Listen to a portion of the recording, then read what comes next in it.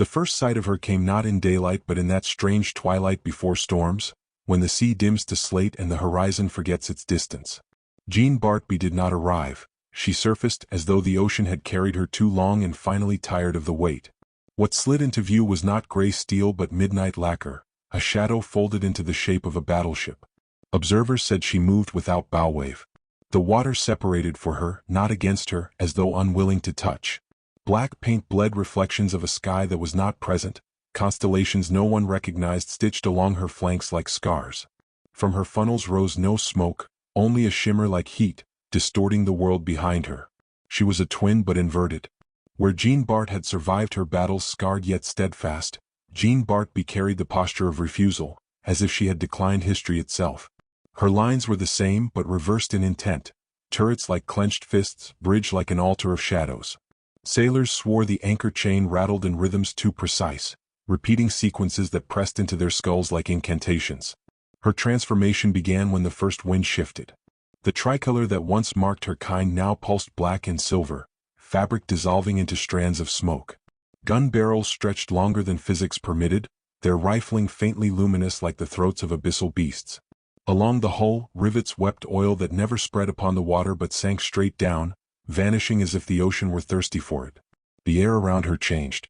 Gulls circling above grew silent, wings beating but producing no sound.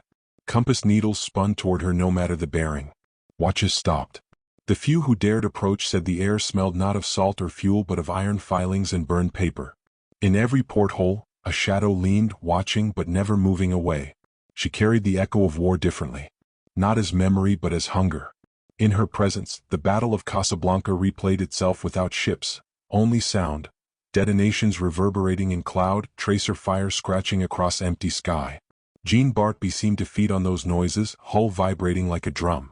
Her great guns lifted and the world flinched, though no shells left the barrels. Yet kilometers away, waves slapped seawalls as if something enormous had struck. Her crew was never alive. Figures stood on deck in ranks too still for breathing. Faces erased, each wore the outline of uniforms bleached to gray.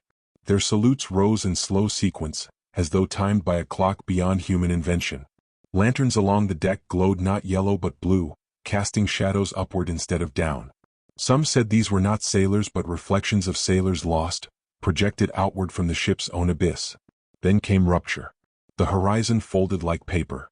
Jean Bart B sailed forward and the sea peeled aside, exposing black corridors of water beneath water. 4 minutes that stretched into hours, she advanced through layers of ocean stacked like glass panes, each with its own waves and winds. Observers on land saw her twice at once. Once on the surface, once below, shadow and object moving in parallel. Sound fractured, every bell, every gunshot, every cry from wars past played backward and forward at once, until the air thickened with voices that could not belong to the present. The revelation never clarified. Jean Bart B did not sink, did not fight, did not surrender. She passed beyond sight, leaving behind a wake darker than ink, a band across the sea where no reflection formed.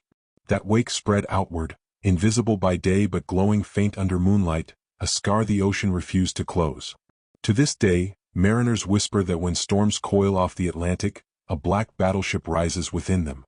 She sails without crew, without flag, bearing guns that aim not at enemies but at memory itself. They call her the Black Wake, the Jean Bart that might have been, or perhaps the Jean Bart the sea demanded. Her story offers no closure. Only the certainty that some ships do not end, they split. One remains in history. The other sails in myth, a twin born of shadow, forever prowling waters that cannot be charted. And when the compass begins to spin and the gulls fall silent, and the air tastes of iron and ash, those who know the tale remember, Jean Bart B is near.